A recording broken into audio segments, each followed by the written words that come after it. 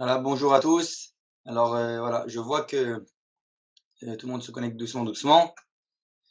Alors je suis désolé, désolé, désolé. Apparemment aujourd'hui il y a eu beaucoup de soucis. Le Rav Etan Fison n'arrive pas à se connecter et donc je vais devoir improviser et on m'a demandé d'improviser. Je vais moi-même pour l'heure là, pour les 40 minutes faire un cours alors un autre. Ça sera pas sur Enaya, c'est pour combler le trou, pour pas faire de Torah Tzibur comme on l'appelle. Donc je vais donner un cours maintenant. Je vais essayer de Bezrat Hashem, remplir ce trou avec le Rav Vital Fison. Si le Rav Vital Fison arrive à se connecter entre temps, peut-être qu'on arrêtera, je sais pas, on verra. En tous les cas, je vais commencer avec un Mahalach, avec un cours qui est lié à la paracha de la semaine qui est passée. Et donc la fameuse histoire des Miraglim, des explorateurs, et qui est liée à beaucoup d'autres points. Donc voilà, je vais improviser totalement, improviser en direct, comme on dit, jusqu'à ce qu'on ait tout à l'heure le Rav Partouche pour le Kuzari. Donc voilà, je vais rapporter une idée qui a été, il me semble, mentionnée plusieurs fois, déjà même le Rav, j'ai entendu le Rav Ben Arosh la citer la dernière fois, qui est rapporté au nom du Chesed Abraham. Le Chesed Abraham, il apporte un chidouche. Il dit comme ça, je vais lire de son texte, désolé, je ne vous partage pas le texte parce que c'est improvisé, donc je lis du livre. Il dit comme ça, il parle de la valeur de celui qui habite en terre d'Israël, de celui qui habite dans la terre d'Israël. Le Chesed Avraham, donc je précise, le Chesed Avraham, c'est le grand-père du Chida, du Rabbi David Yosef Azoulay. Et le Chesed Avraham, il écrit une chose comme ça, pour vraiment qu'on comprenne quelle est cette valeur suprême de vivre dans la terre d'Israël. Il écrit énormément de choses sur ce degré-là de la terre d'Israël dans son livre, le Chesed Avraham, il s'appelle le livre. Et là, entre autres, dans le Mayan Gimel Nahar Yudbet, il rapporte quelque chose de magnifique. Il dit comme ça. Veda, ki nishmat Israël adarim bechul me'olam de sandalpon ou olam haofanim veikru bet Yaakov veikru avadim. ונקרא עבד עברי שחשבונו שנוח שהם אותיות נחש. Bon, je vais passer tous les profondeurs, je vais arriver au point essentiel, ce que je vais arriver moi, je ne vais pas traduire tout. והישראלים עדיין בארץ, il dit מהיוד ספירות דיצירה ויקראו בני ישראל. En gros, il dit juste une chose là qui est importante, il dit que ceux qui habitent en Roussaret, ils font partie de Bet Yaakov, la maison de Yaakov, donc cette identité de Yaakov, alors que ceux qui habitent en terre d'Israël, ils sont appelés les Béné Israël, les enfants d'Israël. Comme on a dit, ça c'est un point qui revient souvent, c'est que l'identité de Yaakov, c'est l'identité du peuple d'Israël lorsqu'il est en exil, alors que l'identité du peuple d'Israël sur sa terre, c'est l'identité d'Israël, l'identité nationale qui se dévoile. Donc il dit quand lorsqu'ils sont en terre d'Israël, ils sont appelés les enfants du vivant, Beni El Chai. והנה האדם כשהוא בחו"ל, הייתה לו נפש מעולם האופנים, כשנזכה ונכנס לארץ, בא לו נפש חדשה מעולם היצירה, ומתלבש בתוך הנפש הישנה שהייתה לו. Et dit, c'est pour tous ceux qui ont fait l'Alia, savoir que quand il était en Khoul, il dit il avait une nefesh qui était liée au Ofanim, à ces malachim, le sar de chaque préposé de chaque nation qui avait, par lesquelles passaient toutes ces filotes, toutes ces prières en dehors de la terre d'Israël. Et lorsqu'il vient en Israël, il reçoit une nouvelle nefesh liée à la terre d'Israël, d'ailleurs qui fait allusion qui nous rappelle le fameux rêve de Yaakov Avinu avec l'échelle, les anges qui montent et qui descendent. Quand il revient en terre d'Israël, ces anges s'échangent. Les anges d'État d'Israël le rejoignent et ceux de la Route-Larès le quittent. Donc c'est pas le même degré qu'il y a en terre d'Israël. Et donc il dit vraiment on reçoit une nouvelle nefesh. C'est pour ça que d'ailleurs il y en a certains comme moi-même qui fêtons la date de l'Alia comme si c'était une nouvelle naissance. Il faut la fêter chaque année, c'est une prière vraiment de nouvelle naissance. C'est pour ça que le Rav Kook lui-même, le père, Avraham Israël Cohen Kook, sa date de l'Alia, c'était le Kafret Be Iyar, comme on a vu le jour de Yom Yerushalayim, bien avant que se dévoile la Zgoula de ce jour de la libération de Jérusalem. En tout cas, il y a une prina de nouvelle nefesh qui se rejoint à nous lorsqu'on monte en Israël d'Israël. On reçoit une nouvelle dimension.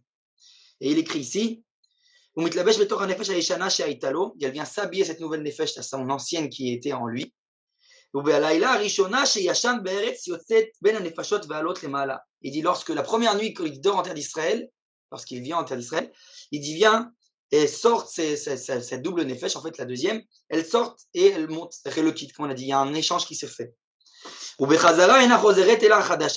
Et la seule qui revient à lui, donc les deux nefesh, la nouvelle et l'ancienne le quittent, la première nuit il dort, et quand elle revient le matin, revient que la nouvelle, revigorie, je ne sais plus comment dire en français, on va dire la nouvelle vitale, une nouvelle neshama vitale. Et continue, il dit בחזרה אינה חוזרת אלא החדשה בלבד, ולזה אינה ראויה לעונשים כי לא חטא. Et là, c'est un grand secret. ולזה אמרו חז"ל שמוחלין לו כל עוונותיו. Donc, c'est pour ça qu'il dit, c'est pour ça que elle est exemptée de toute faute, cette nouvelle nefesh. Donc, c'est pour ça qu'on dit que lorsqu'il monte, on lui a effacé toutes ses fautes. On lui pardonne tous ses péchés. C'est une nouvelle dimension, il commence une nouvelle vie. C'est quelque chose de nouveau qui commence maintenant. À partir du moment où il monte en Israël. Et là, regardez là, et là, il va encore plus loin. Et ça, c'est l'essentiel du Chidouche. Il dit Veda, chez Kol Mishedar Beret Israël, Nikrat Tzadik. Tout celui qui habite en terre d'Israël est appelé Tzadik, est appelé juste. Gam She'enam Tzadikim Kefi Anire. Même si il te semble pas qu'il est Tzadik, même si extérieurement il n'a pas l'air d'un Tzadik, il ne se comporte pas comme un Tzadik, sache qu'il est Tzadik. Il dit She'im lo haya Tzadik, haya meki oto haaretz, kedirtiv vataki haaretz et yoshvea. Il dit parce que si c'était pas un Tzadik, si c'était pas un juste, alors la terre le vomirait. La terre le vomirait parce que la terre d'Israël, c'est une terre qui vomit ses habitants, qui vomit ceux qui ne sont pas convenables à la terre d'Israël. Donc, puisqu'il n'est pas vomi par la terre, eh bien, forcément, c'est un tzaddik. C'est ce que dit le grand-père du grand-père du Chida. Et Kevan, chez Enam et Kyoto, Bevadaï Nikra Tzadik, Hafalpish ou Nira Becheskat Racha. Il dit, puisque la terre ne le vomit pas, c'est évident que c'est un tzaddik, même s'il semblerait d'être dans le Cheskat Racha, il appelle ça. Que de ces actes extérieurs, tu as l'impression qu'il se comporte comme un rachat, comme un mécréant, comme quelqu'un qui ne fait pas la Torah, le mitzvot. Et donc il dit, parce que la terre d'Israël ne le vomit pas, c'est un signe qu'il est tzaddik. Voilà, jusque-là, c'est, on va dire, le cœur du sujet que je veux parler. Et maintenant, je vais expliquer ce que le Rav Kook, il parle de cette dimension-là, justement. Le Rav Kook nous explique de quoi il s'agit. C'est quoi cette histoire de tzaddik, rachat? Je ne comprends pas. Alors, il est tzaddik ou il est rachat? Il se comporte comme un rachat extérieurement. Comment tu peux dire qu'il est tzaddik, que la terre d'Israël ne le vomit pas? Alors là, on voit, je pense, la différence entre la faute des Meraglim, des explorateurs de la paracha de la semaine qui est venue, et celle qu'on va voir, je crois que c'est Shabbat qui vient, si je ne me trompe pas, c'est ça, Korach, oui, et qui là-bas, on va voir aussi qui s'associe avec Korach, Datan et Aviram. Datan et Aviram, qui, a priori, sont problématiques. Et pourtant, alors voilà, les Meraglim d'abord, eux sont la première dimension. Il y a deux dimensions de tzaddik et il y a deux dimensions de rachat. La première dimension, c'est celle du prat, la deuxième, celle du klal. C'est donc de l'individuel et l'autre du collectif. Les Meraglim, les explorateurs, sont des tzadikim au niveau individuel. C'était des grands, des justes, des grandes générations, de la génération. Mais au niveau collectif, ils ont fait une faute très grave, ils se sont détachés du collectif, donc des dimensions de la terre d'Israël. Et donc, d'où leur grave erreur, leur grave faute. C'est ça qui fait toute la gravité de la faute, qui est bien plus grave qu'une faute au niveau individuel. C'est une faute au niveau du collectif, au degré de la nation d'Israël. Et inversement, Datan et Aviram, eux, on nous dit, les sages nous disent que lorsque les Bnei Israël sont sortis de la terre d'Égypte, ils étaient Chamushim alou Meretz Israël, donc ils sont montés que 1/5. Donc il y a 4/5 du peuple d'Israël qui a disparu totalement en Égypte, qui est mort en terre d'Égypte. Les sages nous disent, ils sont morts pendant la plaie des ténèbres. Pourquoi? Pour pas que les Égyptiens voient que une grande majorité du peuple d'Israël meurt en Égypte et ils diront ah Kadosh Baruch Hu, il les a protégés, etc., etc. Je ne rentre pas dans tous les détails, mais en tout cas, le fait est que beaucoup sont tombés en terre d'Égypte, ne sont pas sortis d'Égypte. Et les sages nous disent parce qu'ils n'étaient pas assez justes. Alors il y a plein de raisons. C'est quoi exactement ça veut dire quoi? Ils n'étaient pas assez justes. Eh bien évidemment, on parle de cette dimension collective qui est liée à la terre d'Israël. La dimension collective de la terre d'Israël, ces gens-là qui ne sont pas sortis d'Égypte étaient trop liés donc à la terre d'Égypte et tout ce qui en suit, et donc n'étaient pas liés à la dimension collective. Et bizarrement, donc, comment se fait-il que Datan et Aviram, qui sont des problématiques qu'on voit dans toutes on va le voir dans la paracha cette semaine, nous attachons avec Korach, qu'ils ont fait des problèmes à l'époque avec Moshe Rabbeinu, qui l'ont accusé, selon les sages, nous disent que les deux Hébreux qui se disputaient, ce sont Datan et Aviram, qui sont venus ensuite accuser Moshe. Comment se fait-il qu'eux sont sortis d'Égypte? Comment se fait-il qu'ils ne sont pas morts dans la plaie des ténèbres avec tous ceux qui ont disparu là-bas?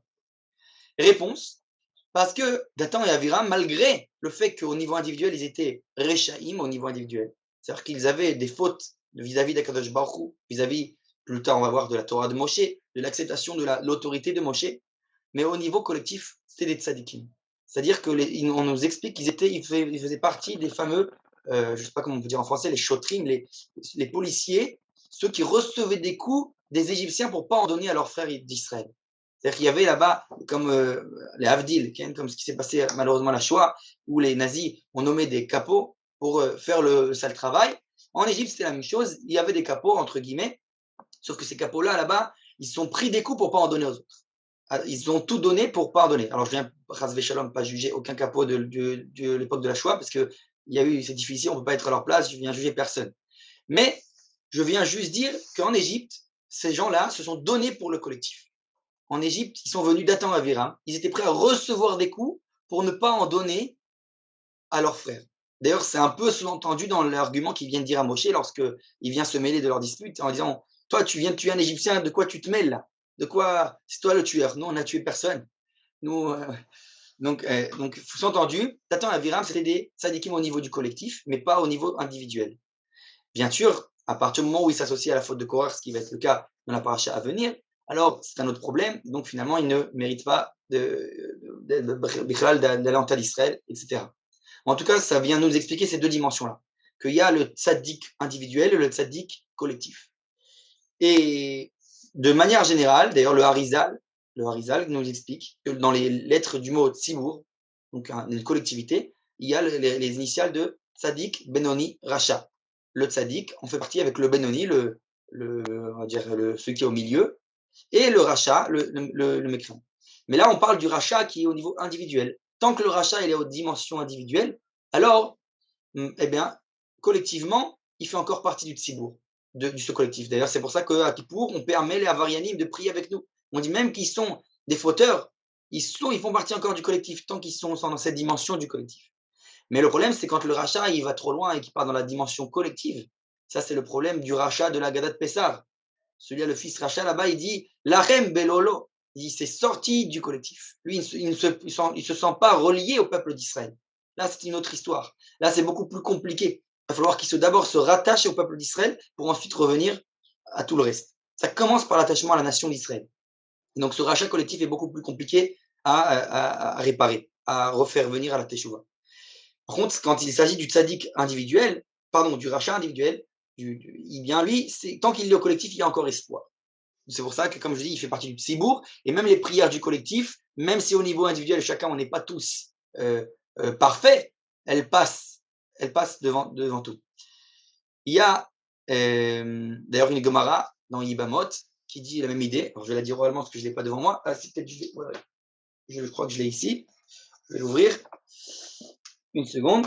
Qui dit que, voilà, je l'ai ici. Une seconde. Et voilà.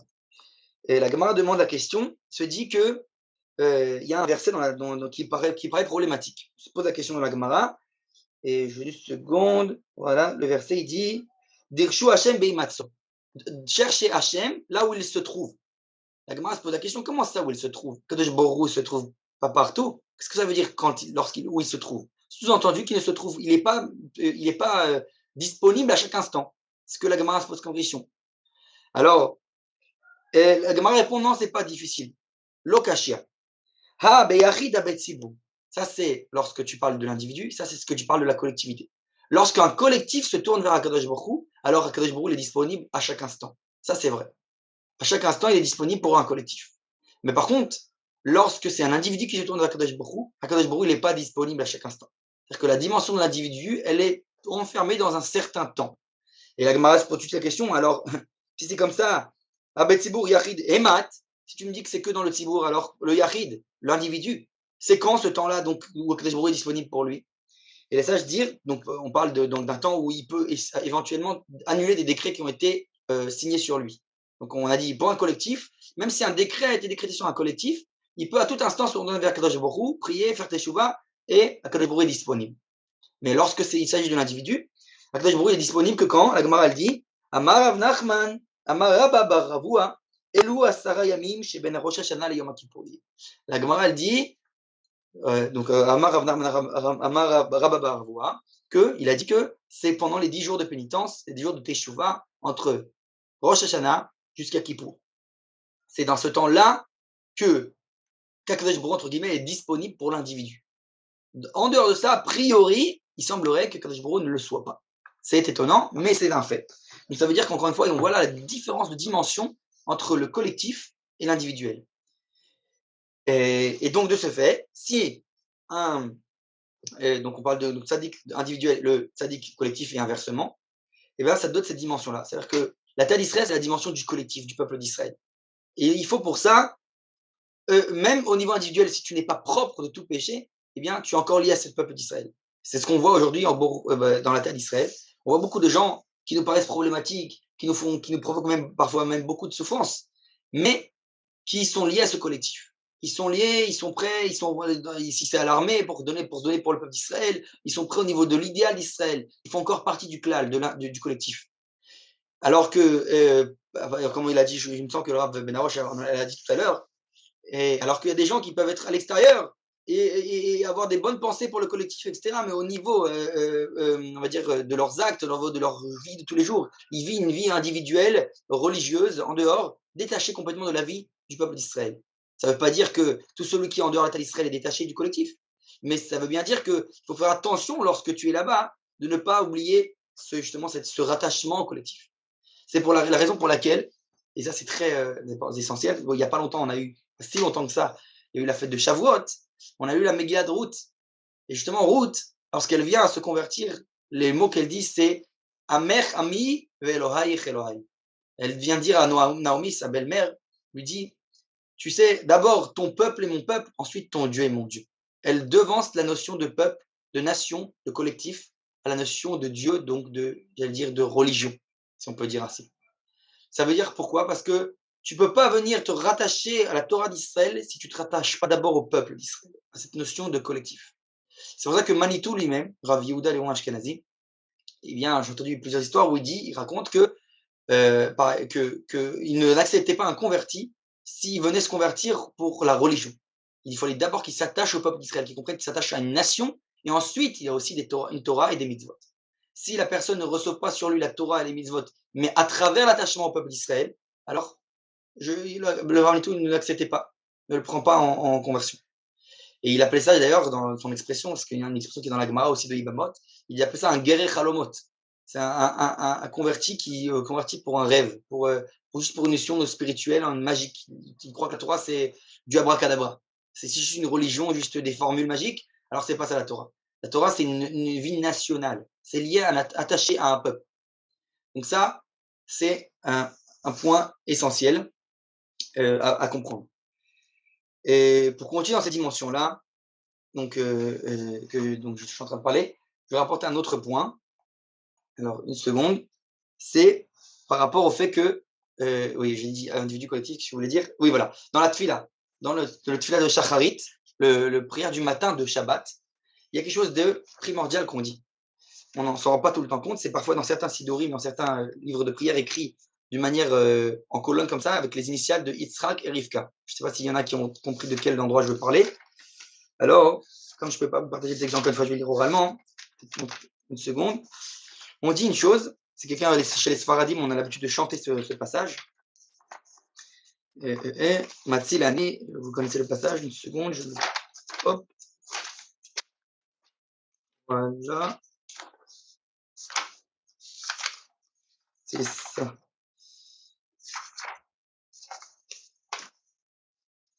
Alors, je ne sais pas si vous allez peut-être voir, je vais essayer de montrer quand même à l'écran malgré tout. Hop. Non, on va essayer d'enlever l'écran de fond, une seconde, pour que vous voyez bien. Hop. Voilà. Regardez, je ne sais pas si vous voyez, il y a ici.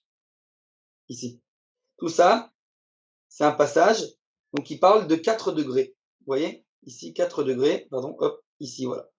4 degrés, qui sont les 4 degrés en fait condensés du Messilat Yesharim, c'est-à-dire de la Voix des Justes, le livre de Ramchal HaKadosh, qui nous parle de quoi? Il nous dit comme ça. Il y a le Ramchal, lui, il parle de 10 dimensions, 10 degrés pour arriver à la sainteté, à la Kedusha. Bien sûr, il se base sur une braïta du Talmud qui dit que finalement, après la Kedusha, il y a aussi le roi HaKodesh, l'Esprit Saint, et ensuite Triat HaMetim, la résurrection des morts.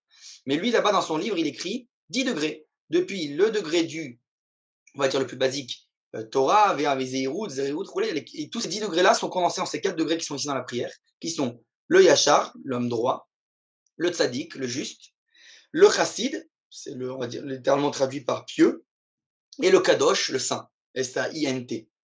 D'accord? Donc ça, ce sont les condensés des 10 dimensions en 4. C'est 4 degrés qui sont ici dans la prière. On dit Befi Yesharim Tit Romam, ou Sifte Tzadikim Tit Barach, ou Lishon Chassidim Tit Kadash, ou Kerev Kedoshim Tit Halal. Alors plus on avance dans les degrés, plus on se rend compte qu'il s'agit que c'est tourné à un membre, on va dire, beaucoup plus matériel. Au début, on est à Befi Yesharim Tit Romam, donc de la bouche des droits, tu vas t'élever, ou Sifte Tzadikim Tit Barach, de la lèvre des tzadikim, des justes, tu vas te bénir, te faire bénir. Ensuite, donc là, on est passé de la bouche aux lèvres, un peu plus précis. Ensuite, bilshon chassidim tit kadash, de la langue des chassidim, des pieux, tu vas être sanctifié. Donc la langue, c'est plus intérieur, c'est plus en profondeur. Ensuite, kerev kedoshim tit halal, et des entrailles des saints, tu vas être loué. Donc c'est-à-dire, plus on approche, on est s'élève, plus on est dans l'intériorité. Plus on va élever une partie intime, une partie profonde de nous-mêmes. Et donc, ça, c'est les 4 degrés qui résument les 10 du Messilat Yesharim, savoir pour arriver à la Kedusha, à la sainteté. Et que si on regarde bien, donc les 4 degrés sont les initiales de Yitzhak. Yitzhak Avinu, Yud, Yesharim, Tzadik, Tzadikim, Chassidim, Chet, Kuf, Kedoshim. Et donc, ce sont les 4 degrés. Et là, on nous dit une chose, nous dit, ça je l'ai appris du Ravouri Cherki, que on voit bien que, d'ailleurs c'est même une halakha les maasek, halakha concrètement, lorsque quelqu'un il arrive en retard à la tfila, qu'est-ce qu'il doit faire? Il doit prier, c'est très important qu'il prie avec le collectif. C'est-à-dire qu'il doit même sauter certains passages individuels pour ne pas arriver à rater la prière de la Hamida avec le collectif. Donc s'il le faut, il va devoir sauter certains piyutim de Alléluia, de Psuké des Imra. Bien entendu, il y a des choses minimales qu'il est obligé de dire, qui sont au niveau de l'halakha, Baruch She'amar, Ashrei et Ishtabach, pour un minimum de louanges. Mais s'il n'a pas le temps de dire autre chose, il ne dit pas autre chose, il ne complète pas le reste, il va tout simplement commencer sa prière avec le collectif. Et donc là, on voit une dimension qu'il doit annuler son niveau individuel pour se lier au collectif. Et bien ça, c'est exactement ici. Il nous dit le Rav Cherki que ces 4 dimensions dont j'ai parlé du Messilat Yesharim, il s'agit de celui qui va arriver dans la Gdusha, la sainteté au niveau individuel. Le Messilat Yesharim a écrit son livre pour la sainteté du degré individuel. C'est-à-dire qu'au niveau de l'individu, on est obligé de passer par ces échelons-là. Mais il y a une dimension bien plus élevée, celle du collectif. Et ça, c'est ce qu'on dit juste après ce piyut dans la tfila. Qu'on continue, on dit, et d'ailleurs c'est obligé de le dire dans la prière directement après, qui est Bemikalot rivevot amecha bet Israël. Je ne sais pas si vous voyez, hop, je vais essayer, c'est compliqué, voilà. En tout cas, ça veut dire que dans la collectivité des myriades du peuple d'Israël, chez Ken Chovat, mais après il continue la prière, etc. Ça veut dire qu'il y a une dimension, la dimension du collectif. Celle-là, elle passe au-delà de la dimension individuelle. Dans la dimension individuelle, on a dit que ça dépend de nos actes individuels, de l'évolution, grade après grade. Lorsqu'on s'attache au collectif, on peut se permettre. C'est un fait qu'on n'a pas besoin de passer par toutes les étapes, tous les grades. On est déjà attaché au collectif, donc on est déjà attaché à une sainteté qui est en soi. Ça, c'est la sainteté du collectif, du tzibour dont on a parlé. Donc, on a parlé de la dimension de tzaddik du collectif. C'est cette dimension-là qu'on attache. C'est pour ça qu'à la prière, on doit, s'il le faut, sauter tes passages individuels pour rattacher au collectif. Même si, après, chacun doit faire son rattrapage, entre guillemets, son moed bête, il va devoir rattraper ses manques au niveau individuel. Ça, c'est individuel. Mais c'est vrai qu'au niveau collectif, il s'est rattaché au collectif, c'est l'essentiel. Il est lié au peuple, lié au tzibour. C'est un peu dans la même idée que l'a dit tout à l'heure le Rav Ben Arosh, qui me semble aussi, en disant que quand il est lié au collectif, il est dans le train. Dans le train, même s'il dort, il est dans le train. Donc c'est pareil avec la prière. Quelqu'un qui dort à la prière, il est à moitié là, mais il est là. Il est comme dans la prière. Alors que quelqu'un qui n'est pas là, même s'il est très éveillé, mais il n'est pas attaché, il n'est pas dans le train, c'est beaucoup plus problématique. Et donc la faute des méraglim, la faute des dévorateurs, c'est exactement ça. C'est cette notion d'être attaché donc à cette écoute individuelle. C'est pour ça qu'ils voulaient rester dans le désert. Le désert, c'est cette dimension-là. Le désert, c'est cette dimension qu'on n'a pas besoin d'étudier, on n'a pas besoin de travailler la terre pour manger du pain. On n'a pas besoin d'aller élever des troupeaux pour avoir un vêtement. On a besoin, parce que il y avait les nuées de gloire, la Nania Kavod, il y avait la manne qui tombait, donc tout était ce qu'on appelle Anaga Tivit, pas Slicha, Anaga Anisit. C'était le Kadosh Baruch Hu régnait de manière surnaturelle. Donc ils pouvaient s'adonner à la Torah toute la journée. Ils n'avaient même pas besoin de monter des montagnes, descendre, il n'y avait pas de monter et descendre de leur vie, il n'y avait pas de haut et de bas, puisque les Anaga Kavod, les nuées de gloire, aplanissaient tout le terrain. Donc il n'y avait aucune chose à se mesurer, aucun problème, aucune difficulté. Ils pouvaient juste tout simplement étudier la Torah. C'est pour ça que les sages disent dans le livre de Dvarim, le Kadosh Baruch Hu leur dira Avlachem, la Shevet Ba'arazé. Ça suffit de s'asseoir dans cette montagne. Vous n'avez pas compris, le but, c'est pas de vivre noir, de vivre comme de manière à l'aise. C'est facile, c'est la Torah. C'est pas pour ça qu'on a créé le monde. C'est pas pour ça, c'est pas ça le but. Le but, c'est rentrer en terre d'Israël, se mesurer au problème, se mesurer à tout ça. Ça, c'est cette dimension donc, du collectif. Il va falloir surmonter, à passer des étapes. On ne peut pas rester enfant toute notre vie. Donc ça, c'est une autre dimension. Alors ça, j'aime bien rappeler, ça me rappelle une histoire d'un Disney que, avant que je fasse tu vois, je connais très bien, qui c'est la fameuse histoire de Peter Pan. Je le rappelle toujours parce que pour moi, c'est une des bases du judaïsme. On est obligé de se rappeler. Peter Pan, c'est cet enfant qui ne veut pas grandir. Il est dans un monde imaginaire. Il vit tout son univers qui est fabuleux, mais pas de soucis. Pas de parnassa, pas de soucis d'éducation des enfants, pas de rien, pas de problème. Tout va halak, comme on dit en hébreu. Tout est lisse pour lui. C'est pas de soucis, la vie est belle. Et du coup, il se passe quelque chose dans l'histoire de Peter Pan, c'est qu'il y a une fille qui s'appelle Wendy, qui vient du vrai monde et qui arrive dans son monde à lui. Et alors au début, il lui dit regarde ce monde fabuleux dans lequel je vis, pas de soucis, pas de problème. Au début, ça paraît attirant. Wendy, elle est toute épatée. Sauf qu'au bout d'un moment, Wendy comprend qu'il faut retourner à la maison, il faut revenir à la vraie vie. Et Peter Pan, il comprend pas ça. Je comprends pas, reste avec nous. Il n'y a pas de soucis, qu'est-ce qui te manque? Et Wendy, elle comprend bien, il dit bah, tu ne peux pas rester toute ta vie enfant. Tu es obligé de grandir, tu es obligé de te mesurer à des choses. Il faut prendre des responsabilités. Il faut grandir dans la vie. Et bien ça, c'est exactement la faute des explorateurs. C'est cette peur de grandir. Cette peur, d'ailleurs, les versets le répètent sans arrêt. Ils disent, regardez cette terre où il y a des géants. Comment on appelle, les grappes de raisin étaient géantes. Tous les fruits sont géants. Et les gens qui vivent ici, Anshemidot, sont des gens de mesure, des géants. Tout est grand ici. C'est la terre du grand. Alors, si on peut traduire de nos jours, je pense que pourrait dire, voilà, certains Olim Khadashim, certains nouveaux immigrants, quand ils arrivent en Israël, ils voient au supermarché, tout est en grand, tout est. Ici, on vend par grande proportion, par grande, comment dire en français, par grand pack. Bref, il y a cette même notion de grand. C'est grand, ça fait peur. C'est grand pour nous. D'ailleurs, eux-mêmes le disent, les Meraglim, les explorateurs le disent dans la paracha en disant, ils disent, on a nos yeux comme des sauterelles. Ils sont tellement grands que nous, on est tout petits comme ça, comme des sauterelles à nos yeux. Ça veut dire qu'on se voit petit. On a du mal à comprendre qu'il faut se mesurer avec la grandeur, qu'il faut grandir. On veut rester petit, on veut rester dans le désert sans souci. C'était bien comme ça. Pourquoi me mesurer à des difficultés? Pourquoi avoir des hauts et des bas? J'ai pas besoin. Laisse-moi dans le désert. Et c'est ça la faute des Brahim très grave.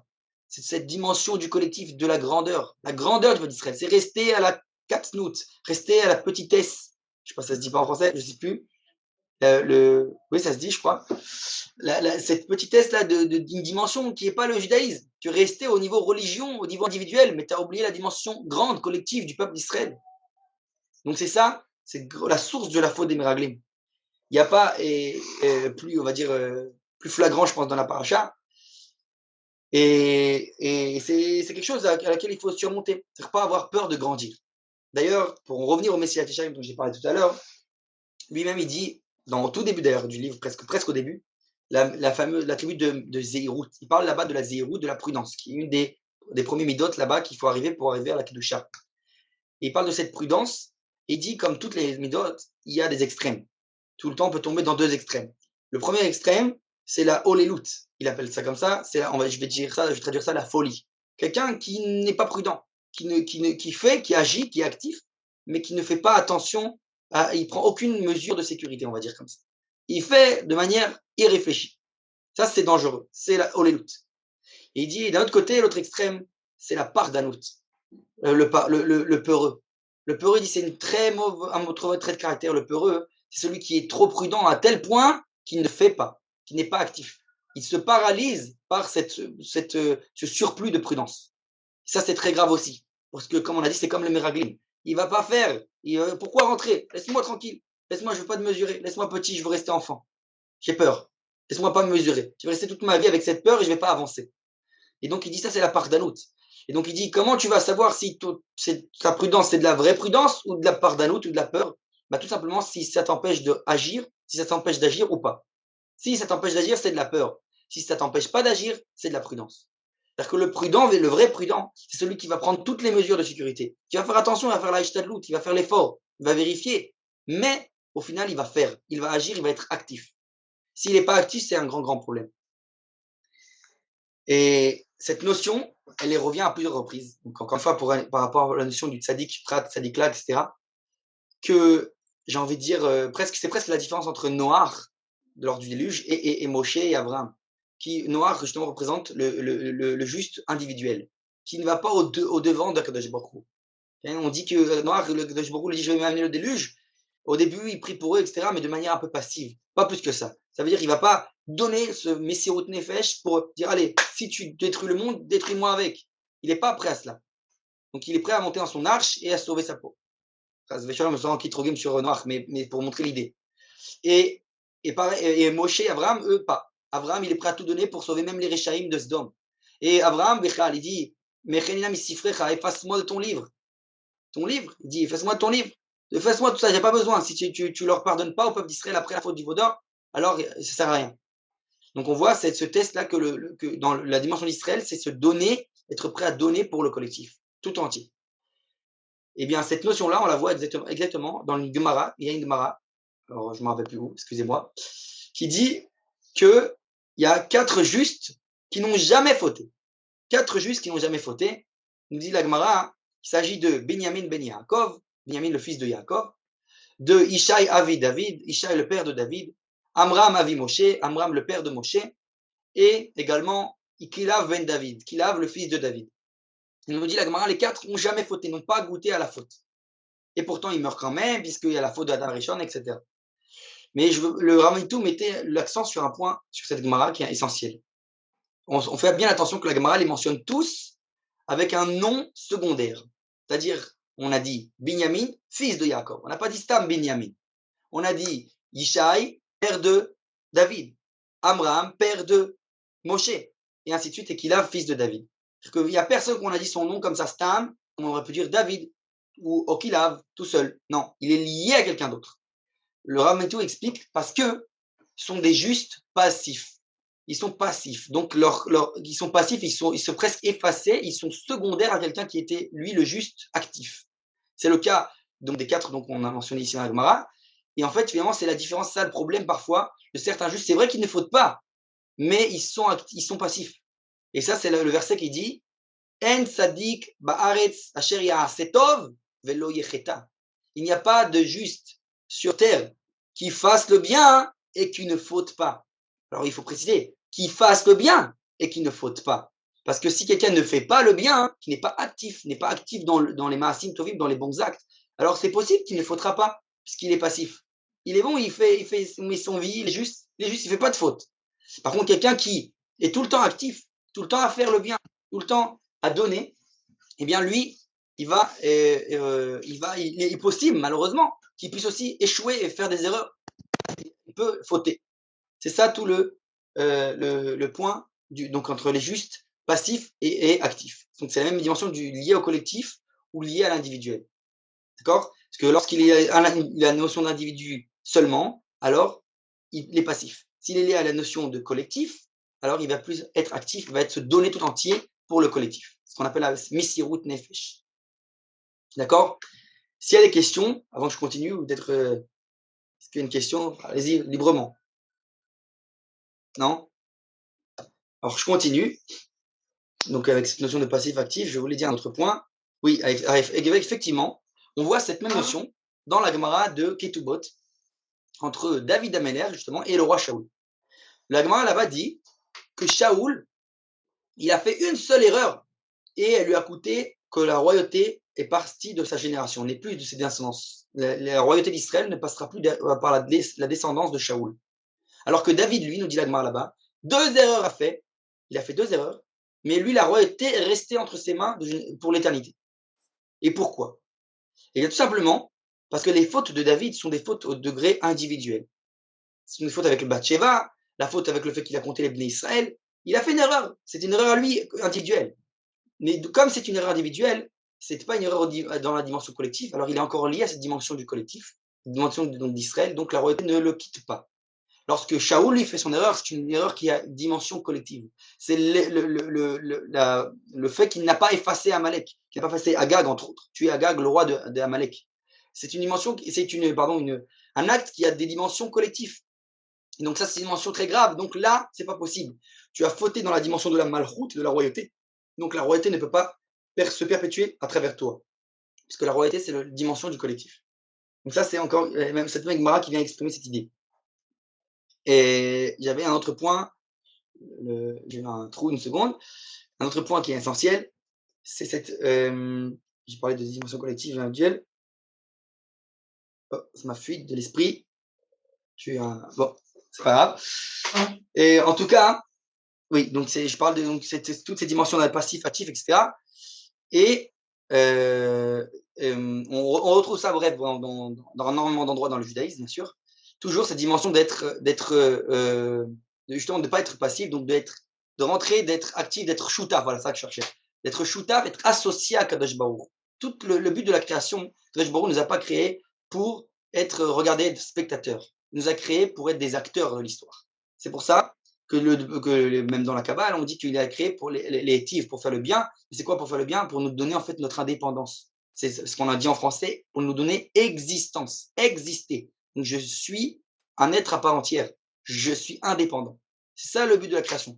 De permettre à la créature, donc le monde, d'être associé au créateur. C'est tout le but de la création. Et donc, qui est associé, il attend notre part du travail. Donc, comme on dit dans tous les Shabbat à Kiddush, Asher bara Elohim, la asot, pour faire. Il attend de nous cet asiya là, cet acte de faire, de parfaire ce monde. La première mitzvah quand on se lève le matin, pardon, pas quand on se lève le matin, quand on est dans ce monde-ci, du bébé, c'est la Brit Mila. En vérité, la première chose, tu es obligé de te parfaire. Tu nais avec un manque, tu dois compléter ce manque. Tu dois être actif, tu dois faire ta part du travail. C'est tout le but des mitzvot. D'ailleurs, il me semble que Rabbi Nachman dit ça dans un certain endroit où il dit que mitzvot, les commandements, les injonctions, on va dire, sont de la racine de tsevet, de l'équipe. Lorsque je fais une mitzvah, je fais équipe avec Kadosh Baruch. Je suis associé au projet divin. C'est pour ça que Manitou nous enseigne toujours en disant, nous élèves, pas moi personnellement, mais à travers, moi j'ai étudié de ses élèves, et il dit toujours que donc le Maaseh Bereshit, sa associativité avec la créature, c'est le fait de Kadosh Baruch, maintenant il est chauvette. Maintenant, Kadosh Baruch, il a fait ses 6 jours de création, il a fait son travail. Maintenant, on est dans le grand 7e jour qui est toute l'histoire humaine. C'est 6000 ans d'histoire du 7e jour. En fait, on est encore dans le 7e jour qui n'est pas terminé puisqu'il n'est pas écrit dans la Torah. Vayi Erev, Vayi Boker Yom Hasheri'i. Ce soir, il fut matin, 7e jour. Ce n'est pas terminé. Donc, on est encore dans ce 7e jour. Le 7e jour où on attend le travail de l'homme. L'homme, il doit agir. Maintenant, Kadosh Baruch, il est dans son Shabbat. Le Shabbat, il fait plus. Que lorsqu'il y a un pikwar nefesh, comme la halakha dans Shabbat, nous, au niveau individuel, que lorsqu'il y a un pikwar nefesh, quand il y a une force majeure dans l'histoire d'Israël, alors Akadosh Baruch Hu intervient.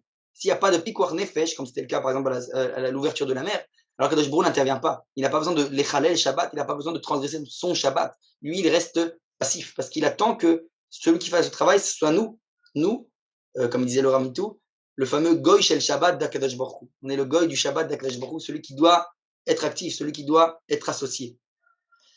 Donc voilà. Et il y a des questions, j'ai dit beaucoup d'idées, j'ai improvisé vraiment, mais donc voilà. Est-ce qu'il y a des questions?